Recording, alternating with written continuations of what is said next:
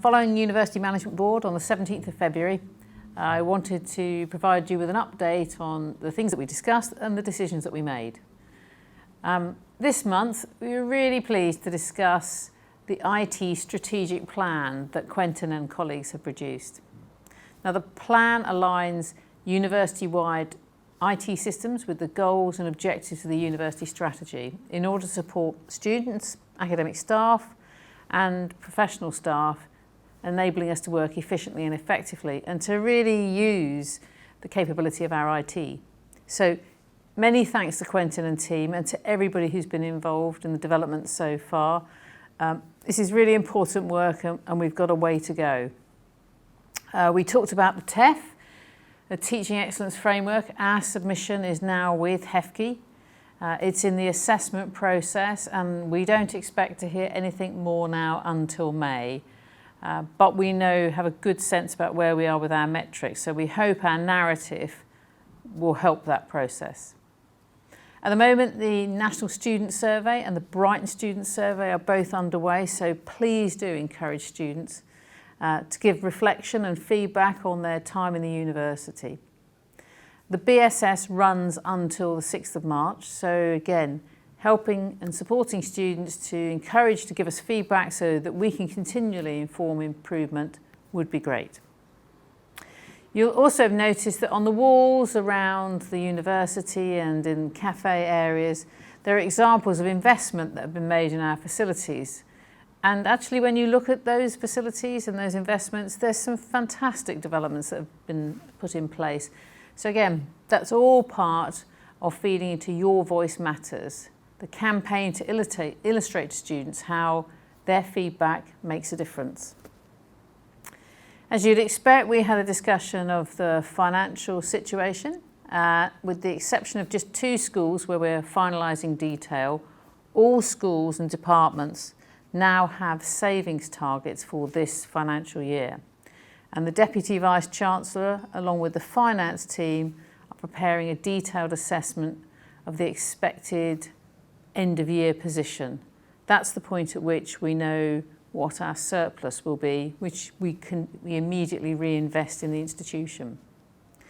One point to highlight is that for whatever reason, there seems to have been an increase in the level of overdue debt from students, and actually this is £1 million higher than in previous years.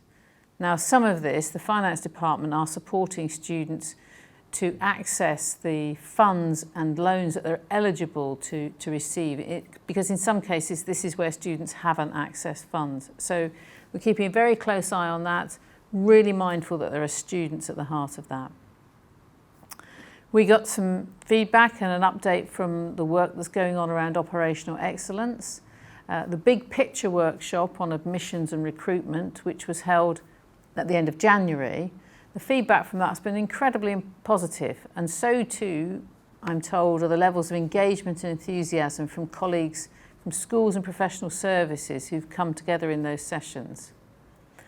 We have an excellent set of outcomes shaped by colleagues in those sessions, and the registrar will now be following up as we start to improve those systems and processes around admissions and recruitment, absolutely vital to the institution. We had an update on strategy in terms of the areas of responsibility under the registrar, and a discussion about the importance of employability and of our graduates and their the important value of the career service. So in the near future, the registrar and the PVC education will be thinking about how we can develop in terms of more strategic offering in terms of careers and employment services. It's fine to get into university, it's great to have a wonderful time, but we want to help you, our students, get a great job. You are hopefully also aware that last week, at last, after possibly in excess of 10 years, the planning application for Molescombe and Preston Barracks is now with the council.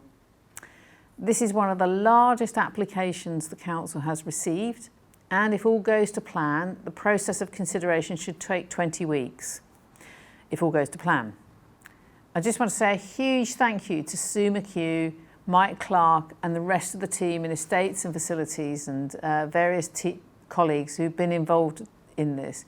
It has been a massive effort, and we're basically just at the beginning of a longer process, so thank you. In other news, so along with the Chief Executive and the Chair of the University Alliance, this week I'll be meeting with the Right Honourable Justine Greening, the Secretary of State for Education, to talk about how University Alliance universities can make a greater contribution to social mobility.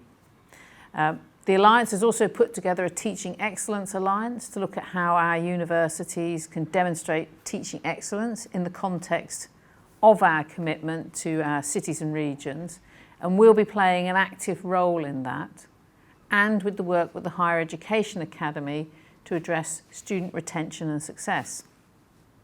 And finally, huge congratulations to Professor Colin Smith, who has been awarded a Royal Society Lecture. This is a highly prestigious event and an acknowledgement of his work and his global connections in the field of genomics. So well done, Colin, and thank you.